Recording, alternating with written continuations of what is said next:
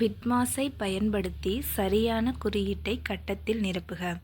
இப்போ இந்த கொஷினில் பார்த்தீங்க அப்படின்னா நமக்கு ஒரு சீரீஸ் மாதிரி கொடுத்துட்டு ஒரு இடத்துல மட்டும் என்ன கொடுத்துட்டாங்கன்னா ஒரு பாக்ஸ் கொடுத்துட்டாங்க. அதாவது அங்கே வந்துட்டு ஒரு என்ன சிம்பிள் வரும், ப்ளஸ் வருமா, மைனஸ் வருமா, டிவிஷன் வருமா, சப்ராக்ஷன் வருமா, இதுதான் வந்து கேட்டிருக்காங்க.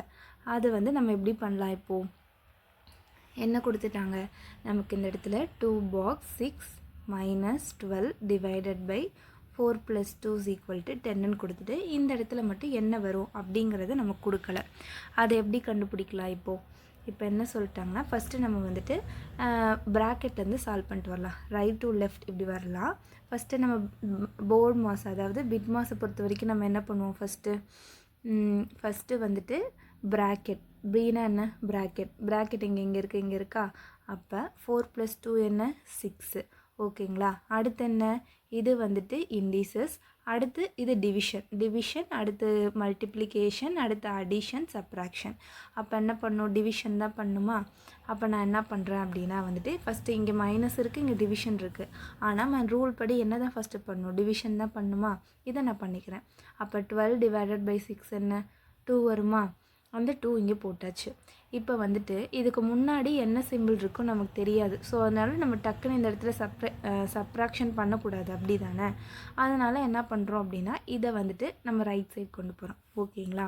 அப்போ -2 அந்த பக்கம் போகும்போது எப்படி போகும்? +2ன்னு போகுமா? +2ன்னு போகும்போது என்ன ஆகும்? இந்த இடத்துல வந்து 12ன்னு மாறிடும். 12 மாறிடுச்சு. நமக்கு இது என்னன்னு தெரில. இப்போ வந்து இதுக்கு என்ன அர்த்தம்?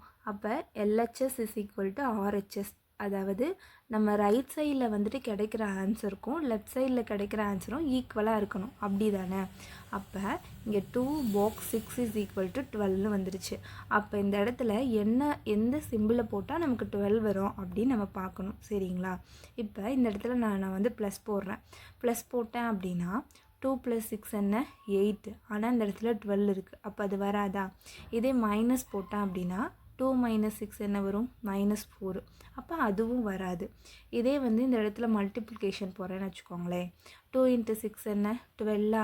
அப்போ இங்கேயும் 12 கிடச்சிச்சு, அதான் இங்கே இருக்குது. அப்போ சேமாக இருக்கா? அப்போ இந்த பாக்ஸில் நமக்கு என்ன சிம்பிள் வரும்? மல்டிப்ளிகேஷன் சிம்பிள் தான் வரும். அப்போ ஆன்சர் என்ன? மல்டிப்ளிகேஷன்.